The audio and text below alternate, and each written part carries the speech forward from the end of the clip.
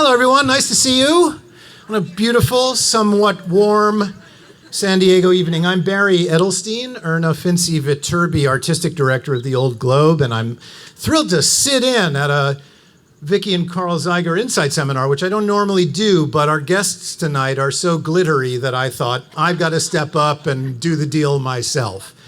So thank you all for joining. I hope all of you are going to be seeing Come Fall in Love later tonight, or if not later tonight, soon, or maybe some of you have seen it. One of the most magical shows that we've produced at the Globe in a very, very, very long time.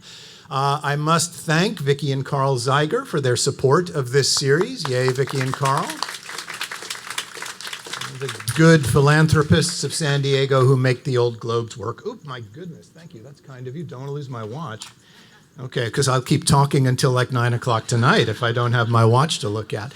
So thank you. The Globe believes that theater matters, and our commitment is to make it matter to more people. We do that in a lot of ways, by putting on plays here in Balboa Park, by putting work on at community partner organizations all over San Diego County, but also by a whole series of humanities events that are designed to help you, our audience, understand more about how the art that we make is actually put together.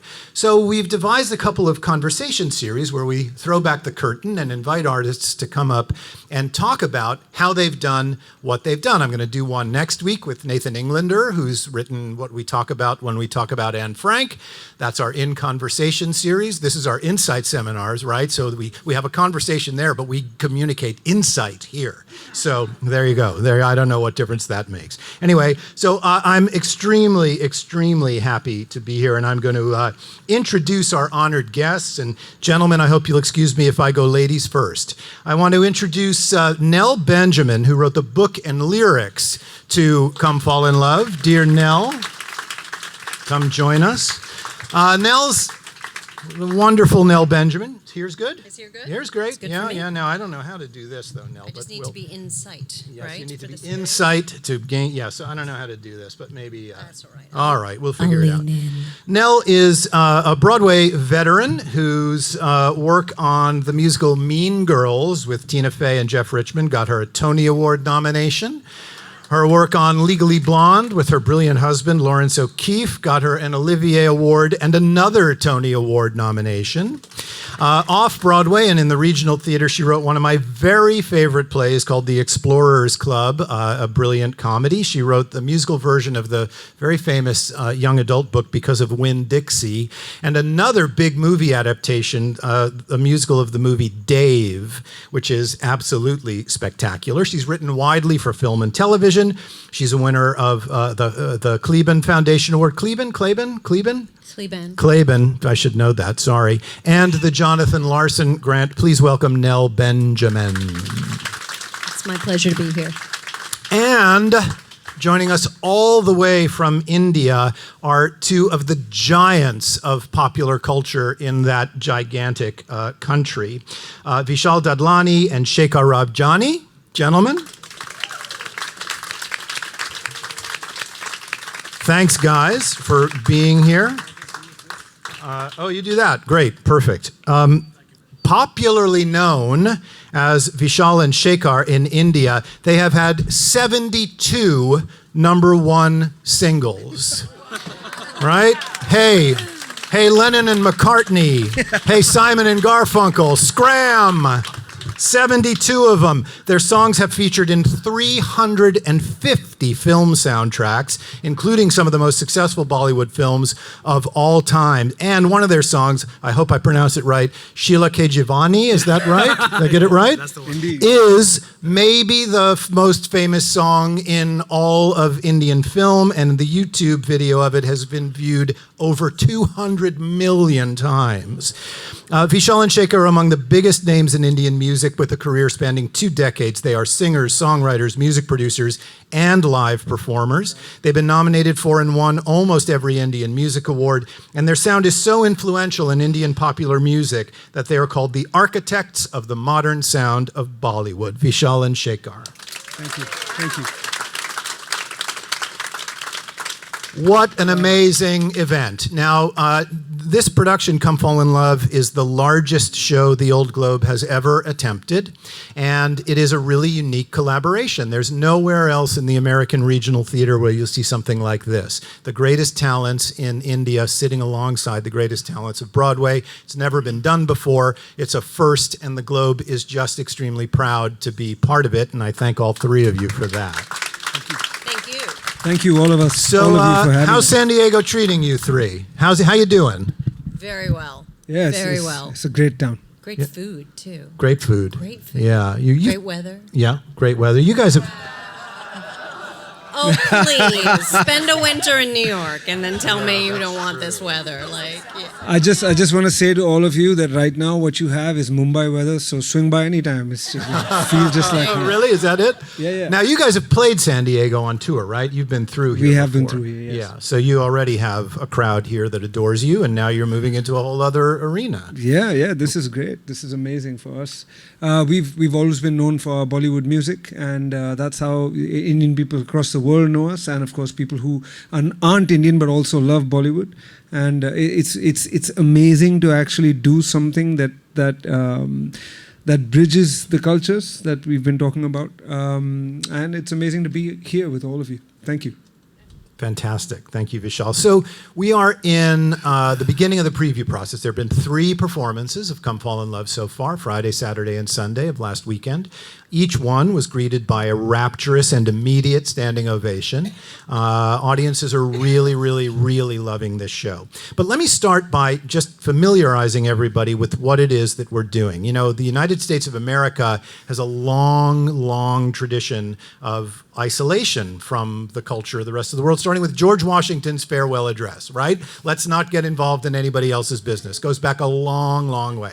And so as a result, there are extraordinary cultures around the world that frankly we just don't know a lot about. And here's this country of 1.4 billion people with one of the great cinema cultures on earth. Bollywood puts out 1,000 movies a year in 200 different languages, right?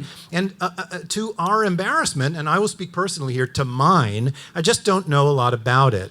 So I've spent 2 years learning what DDLJ is, and I've learned how gigantically it looms over Indian culture. I wonder, guys, if you could just give us a little briefing for those of us who don't know on what DDLJ is and why it is so meaningful to Indian culture.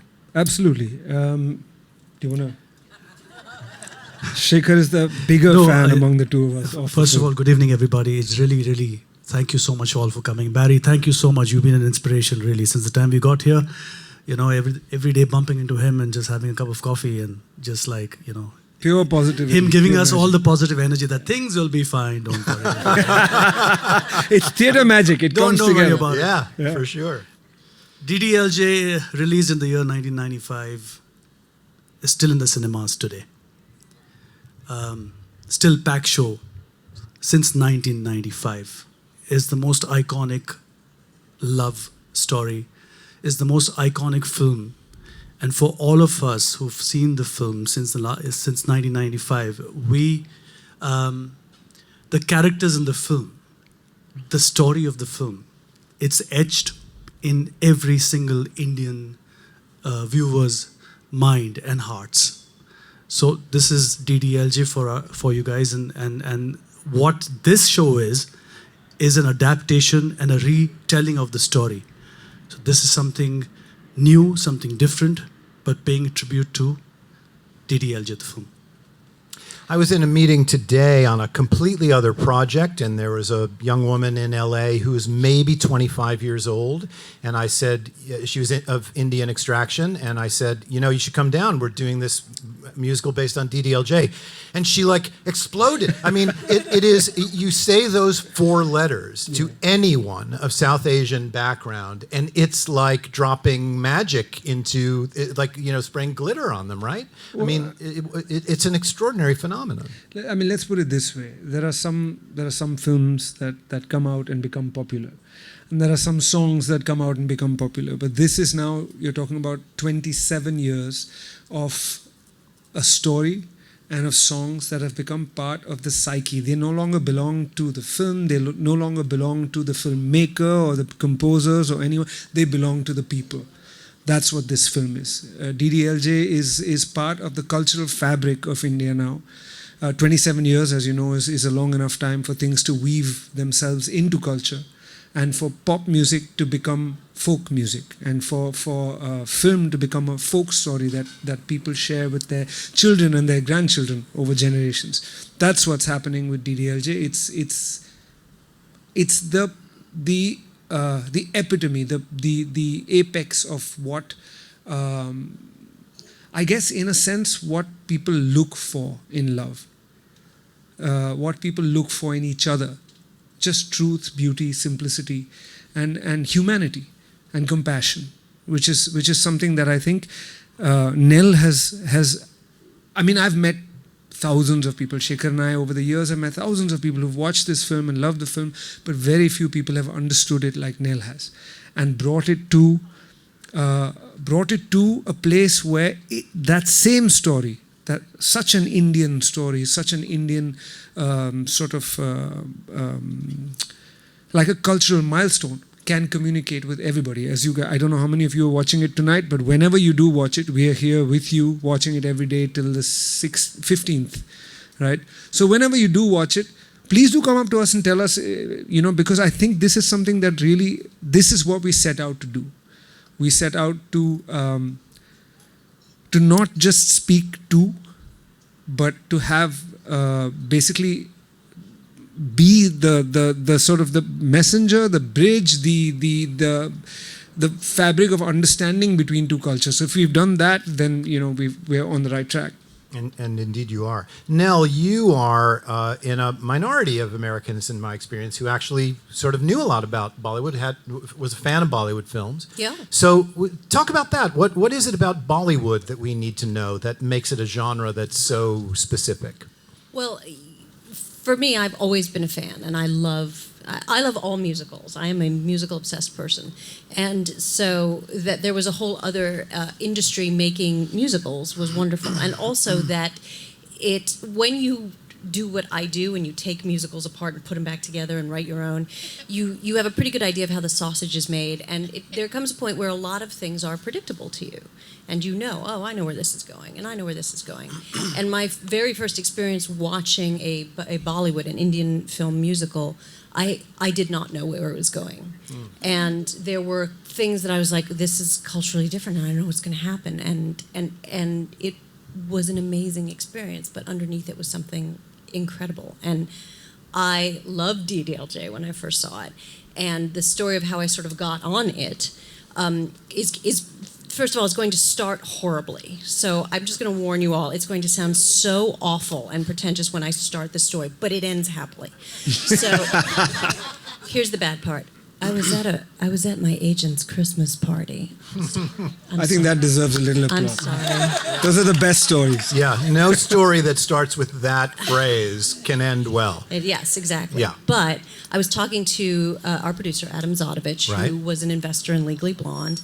And I, as is my wont, we got on the topic of musicals. Surprise, at John Bizzetti's Christmas party. Oh. And then I started talking about a film that I had just seen, and then I started talking about DDLJ and saying, I just love Bollywood, and I love this film. I like, someone needs to make a musical out of this. It's so brilliant. And he said, I just had lunch with Aditya Chopra, and he wants to make musicals out of his back catalog. And I may have grabbed him by the lapels. Maybe not. I can't remember. It was a wild party. And I said, you have to get me in that room. You please, please, please. I just want to pitch. I just want to be involved. And lo and behold, here I am. So, yeah. Yay Adam, yay Adi, yay Christmas agent party. And I just love the unabashed love for musical numbers that is both part of the American musical theater and part of Indian cinema. It's incredible. And what we can do and what we are doing in this is very surprising in so many ways. It's very it's of the tradition of musicals, but it's just surprising and different in such a wonderful way. And I loved writing it, and people seem to be watching it. And I'm hoping that you guys feel So the same. you mentioned another Indian institution, Aditya Chopra, known to all of us as Adi, amazingly, considering who he is in the world. Sort of, you know, I sometimes find myself in relationships with artists at the Old Globe, and I think, how did a little Jewish boy from Paterson, New Jersey, end up talking to this guy?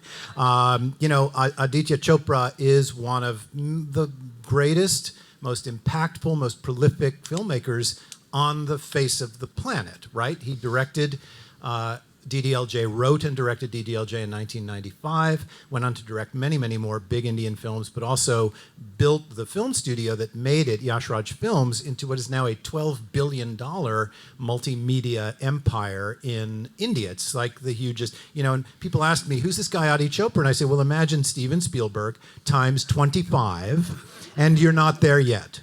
He is just one of the giants in the cultural fabric of that country. Can you guys clue us in a little bit about the unlikelihood of a figure like Adi Chopra taking this kind of risk at this moment in his career and in his life, and how extraordinary that is?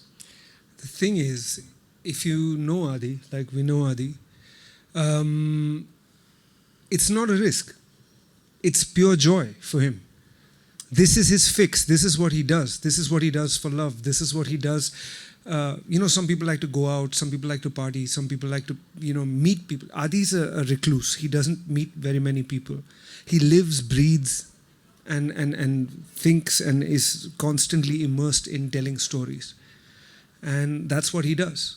This is, you know, and that, I think that singularly makes him very different from everyone in the film business, whether in India or whether here. Usually is quite flamboyant, usually they're quite indulgent, usually they're quite well known. Aditya Chopra, who is pretty much the apex of the Indian film business, can go to a theater, a movie theater, and watch a movie with the public. Nobody recognizes him because he's not here. He's right there in the theater, but he's not here. He just simply doesn't give away his privacy. This is because for him, that connection with people is important. Being able to watch a film like that is important. Being able to tell his stories like that is important. It's part of who he is. And so it's somewhere between a mystery and an enigma, and also someone who is, you know, also kind of the sort of the I guess what the front runner in the Indian movie business. So it's a strange dichotomy, but that's who Adi is really. Also, we've been very fortunate to kind of work with him on films he's produced as well as films he's directed, and is the most passionate filmmaker.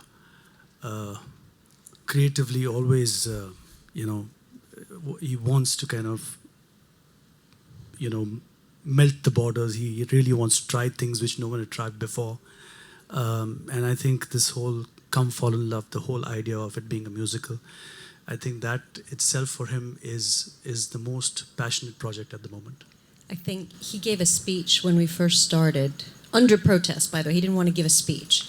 Most Broadway directors, you can't stop them from giving a speech. And the speech they give is usually, we got to get this right, we're all in this together, let's work, let's make it perfect, let's do all that. And Adi said, guys, we've already won. He's like, this is, people say, oh, you're taking a risk, and how are we going to do this? And he said, the fact that I'm here with this group of people who want to do this in this way, we're here. This is already the journey. The journey has started, so don't think about the end of it.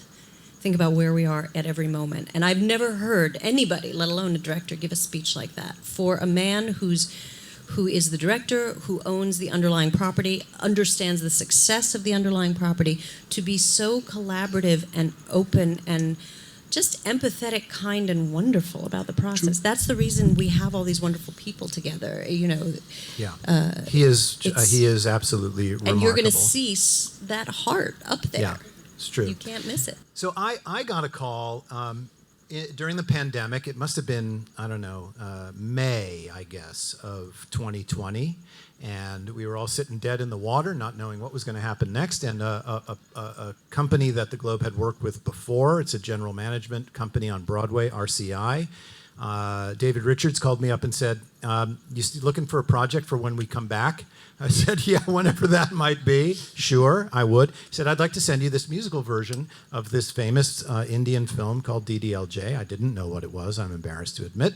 Sent me this script, said the original filmmaker is going to do it. Here's the talent involved. I took a look at it, and what I found was just this beguilingly sweet, simple story. It's a really, really simple story. I'm going to see if I can do 30 seconds just of kind of what it is, right? It's Go for it. So the movie, the film DDLJ, is set partly in London and partly in India. It's about an Indian expat family living in London. The dad is extremely traditional, and he's got two daughters, right, in the movie, I think? In the movie, he's got two daughters, and he's trying to raise them as like strict Indian traditional women, but Western forces of their life in the UK is pulling on them and trying to westernize them. And so he arranges an arranged marriage for one of his daughters, and she decides that before having that marriage, she wants to see the world a little bit, goes on a grand tour of Europe, where she runs into kind of a bad boy, right? This guy that she falls in love with, and he with her, and now we have a problem because she's in love with a guy who's not the bridegroom that her father has arranged for her to marry. Father finds out. They immediately go to India to get this marriage done. The guy follows, fights for her, and I'm going to leave it to your imaginations to try to figure out what happens next. Yeah. Spoiler alert. It's very, very simple, very sweet, simple story about how we pass our heritage to our children, about how we deal with change in the world, about notions of home, about notions of where we belong and how we make where we are into a place where we belong, but most of all, a story about love and about how true love wins out. So, Nell, you get the gig, you get the job, you've adapted movies many times before. Where do you start? So we started with Adi Chopra. You start over a very nice lunch. Let's just put it that Always. way. He says he will say things like, "My only talent is picking good restaurants." I'm like, I'm not sure that's true, but you know. So It's certainly one of his top talents. it's certainly no one question. of his top talents. And we had conversations because he made DDLJ. I love DDLJ, but my job as an adapter is not to bring you exactly the movie that you saw, because you could just go see that rather than paying whatever you're going to pay for theater tickets, but to figure out, well, what about it speaks to now, and what about it do we love and we keep, and what about it do we not necessarily get, and particularly if you're going to take it to an American audience that might not be familiar with Bollywood in general and DDLJ in particular, how do you make them love it? How do you bring them in? So those were the conversations. Who is, in this case, the female lead, Simran? Who is Roger, our male lead? And what do they do differently, but is in the same spirit as the movie? And we had a lot of conversations about that. And for me, again, the movie came out in '95, and not the movie itself. Raj is sort of the hero of the movie. Shah Rukh Khan, for those of you who are not familiar with him, who is just the biggest star in the world, is the hero of And that this movie piece. made him a star, And right? this movie made him a Indeed, star. yeah. Yeah. And so for us, when you, the other downside of hiring me, or upside in my case, but is that you're going to look very carefully at your female lead. I'm the legally blonde girl. I'm the mean girls girl. I'm the woman you call when you want a strong female lead, and that's my thing. And so Good thing to have. and now I have a daughter, so it's gotten Yeah, worse. forget it. Yeah. You better not mess it up, Mom. Yeah. So what kind of a woman making what kind of decisions do I want to put in front of my family? And I said to Adi, my Simran's a little different. Let me show you. And I sent him a draft, and I said, it's not your original Simran. He said it is my Simran. He said, it's not my Simran from the movie, but it's my Simran, and I want to do this. And at that moment, first of all, I was, again, this is Adi Chopra. I was like, really? It was a very exciting moment for me, because it represented a departure. And he trusted me from that moment. He has never not trusted me. And it was incredible. And so we were entirely on the same page. And consequently, we have this great character that I'm so excited for you to meet. And our Raj, played by the brilliant Austin, it's not hard for him to fall in love with her, and it's not hard for her to fall in love with him. Love is at the core of this story. And I'm a very cynical human being. I believe very strongly in love, and I believe in just coming out and saying love, love, love is all you need. And this story tells that in a very intelligent, fun, non-manipulative way, and that's because it stands on the shoulders of giants, and also has the best people. And at some point we must talk about the music. And I'm about to. Good. Yeah, that's exactly where I was about to go, Nell Benjamin. So thank you for that, Nell. Yeah, Interesting, Adi could have just said, well, I've made the biggest movie in the history of India. I'm just going to put it on the stage. And I know you guys say, well, he's not taking a risk. That's just where he is. But I just admire so much the bravery to say, well, it's not in England anymore. It's in America. The story's been changed around. Characters have been cut. Really significant pieces of it have been rearranged. And when I watch it, what I see is an artist looking at a property that basically made him, this is the thing that made him who he is, being willing to say, how do I translate it to a new time and a new place and a new moment in the culture? No point making the Indian movie for an American audience. No point making the 1995 movie for a 2022 audience. It's a different world. And one of the biggest decisions he made was to bring two musicians from this moment. There's some of the music from the film that's still in the musical. We hear some of the themes and some of the music. But basically, you guys have written 18 new songs and made it into a musical. So here's what I want to ask you. The Globe has had artists from outside the theater come here and make musicals a number of times. You saw Edie Brickell and Steve Martin make a musical here. You saw Cameron Crowe make a musical here. You saw Huey Lewis make a musical here. Mm-hmm. And there's this magic that happens, in my experience, when people who are extremely accomplished in music come to theater music and dive in that pool and go, oh, this is a little different from what we usually do. And there's this moment of, oh my God, I don't know what this is. And then suddenly they pop out of the water and swim like dolphins across this, which is what these two guys have done. You have turned into musical theater composers, right? From your pop background, from your film background, you have moved yourself into another medium entirely. And it's absolutely thrilling to see. Hugely thrilling to see. Thank you. Can you talk about just what that is, what that was, to understand this new medium? The honest truth of it is, I think Shekhar may agree with me, that we were really moved by the story. It's not that we moved to become musical theatre musicians. We just made the music that the story asked for.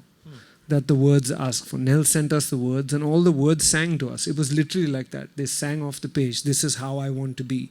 This is the kind of song I want to be. This is what I want to say. This is what I want someone listening to this song to feel. And I don't think we hit it's one of those rare times where there was virtually no trial and error. There were just songs that came from the moment in the story, which is really what we let guide us. So if that's what musical theatre musicians do, then I guess that's who we've always been. Also, they were dolphins swimming 3 years ago. So yeah. Also, I feel very strongly that Adi could have hired a very well-known Broadway music, theatre music composer for this. And he believed in us to do this was a very big thing. Like for us, I remember going back home and telling my wife, doing music for Come Fall in Love, DDLJ Musical, and she was thrilled, and all our friends and family was thrilled about it. But I'll tell you one thing, the process became very simple with having a great writer like Nell with us, who made the process so simpler and so much fun. She's really fast, I have to tell you that. She's really, really fast. And so are we. So I think we just got all songs coming out, churning out quickly. And Adi was shocked. What are you guys doing? I said, songs ready. And that's how the whole musical happened. It was just organically, he was at his farm, I was at my farm. The world was closed. Basically. And everyone was going through a tough time in the pandemic, and we still are. But the thing is that this gave us a lot of joy. the process of making this music gave us a lot of joy. Loads and loads of Zoom sessions in the last 2.5 years. And in the middle of the night, sometimes just like... Yeah, it's 12 and a half hours. Emails, From here to Mumbai is 12 and a half hours different, right? From New York to Mumbai, 9.5, I presume, right? So you're just on opposite schedules. Yeah, but it becomes really easy because either we're doing really early mornings or we're doing really late, or Nell's doing like really... It's just at the opposite end of the day, but there is a 2 or 3 hour overlap that we used really well. Right. And that also gave us a chance to use the rest of the time to make music. To do the work. Yeah. But these demos would come through, and they were just brilliant, as they still are. You know, this incredibly tuneful thing. Like, to call someone a pop composer, even though like that's a big hit thing. You said once when we came in here, the Lennon and McCartney, and I've been listening to a lot of Beatles recently, probably because of the Get Back thing, but that's what we're looking at here, like incredible melodic concern with how the words sit on the music. It's easy to write for someone like that. It's easy to be like, oh, Vishal and Shekhar will do it. And I am married, by the way, to a musical theater composer, so I don't praise other composers easily, even when they're like multi-platinum, like stars. But Vishal and Shekhar are a gift to every project they do, but this project in particular. And it has been such an honor to collaborate with you. Thank and you. the nicest guys. The nicest guys. Yeah, everybody. Despite how I look. What surprised you guys about the process? What's the biggest surprise of this whole thing of how you make one of these things? So in the Barry, live theater? in the Indian film industry, when we sign a film and when the director gives us a situation, in the sense there are 4 situations or 5 situations, we kind of sit with the writer, crack a song, director's happy, then we go ahead, we produce a song, not more than 2 or 3 days of producing the song, get the vocalists in, get the singers in, get the instrumentation done, goes for mix, the song goes away from the studio, they go shoot the song, they come back, if you give them a final master, it's over. This process It's alive. Is alive till keeps going. Means it keeps going till you guys keep on watching it every single day. We keep on making changes. We keep on making it better. We keep, it's amazing. It's just the way things work out here. It's great being a part of theater, because the thing is, every day you're evolving. You're learning from each other. You're learning from the musicians. You're learning from interacting with people. You're kind of learning. I remember sitting in a coffee shop with Barry, and I said, Barry, do you think we'll be ready on time? He's like, don't worry, things will be okay, and everything will be good. And the first day, when things went really well, we got a standing ovation. And Barry came and said, I told you things are going to be okay. Just today, you guys were sitting around. There's the pit, and Ted, our music director, has a keyboard which he plays during the show. And we were working on a staging thing. It was not a rewrite. Nobody went to rewrite this. And Shekhar just sat down at the keyboard and started to play. And all of a sudden, a whole new score came out. And Vishal's like, I like that. And that's what you're going to see tonight. What just happened not a couple hours ago. It's magic. It's just magic. It's incredible. But I think the most valuable thing and most surprising, something that I'm going to carry with me forever, something that's changed me as a human being, is I hadn't realized it until Rob Ashford, our choreographer, and I mean, he's a legend in his own right, pointed it out to me. So we were stressing out about how this is going to happen and like what are we going to do, and we're not used to previews. We've never done previews before. When our work is placed before the public, it's always ready. Final. It's final. Yeah. We've never done a sort of their thing before. Never. Right? Let's see how it goes. Maybe we'll change it. Maybe we won't change. We've never done that. It's always the final product that they see or hear for the first time. So this was nerve-wracking for us. And I mean, you guys know, we were melting down those last 2 or 3 days before we were literally melting down. Before the heat hit San Diego, we were actually. In fact, we may be the reason for this. So. But the truth of the matter is, we were sitting with Rob, and I was like, "How are we going to do?" He said, "You have to understand how this works. Theater is built in stages. You have an idea, then you have a story, you have a script, you have lyrics, you have tunes, you have all of it coming together, you have, orchestration, you have voices, etc., etc. The last ingredient, without whom theatre is incomplete, is the audience. We build around them, we build with them. And that it sank into me, since this is an insight seminar, that really was a moment for me, like a light went off in my head. And I'm like, that is the most beautiful, poetic way I've ever heard of anyone expressing public performance. I've always said a song has no meaning unless there's someone to hear it. Here is where we get to hear back from people who hear songs and tell us what they like or don't like, or we get to gauge your reaction. It's the most beautiful thing in the world. I want to personally thank every single member of every single audience this show ever has. It's amazing. It's such a inclusive process. Every single person is a part of this process. It's like every day when the previews happen, we after the preview we go and speak to people and just ask them how they felt about it, how they liked the combination of Indian music with theatre music together. And there's so much input we get from people, and that we make those changes every single day, and that really helps. So thank you all for coming and giving us the feedback. Yeah. Well, the show starts in about 20 minutes, so I'm going to return that gratitude to you guys. Thank you, and to you, Nell. This has been an enormous undertaking for the Globe as we've come out of a very, very difficult time. And in order to do it, it's required a lot of grace on all sides.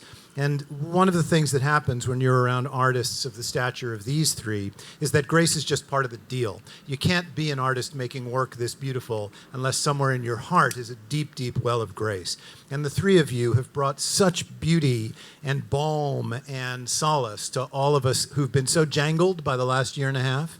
And this show delivers this gigantic jolt of joy and love and hope that cultures can actually connect across bridges. What you're looking at right here is physical proof that different cultures on different sides of the planet can make something beautiful together.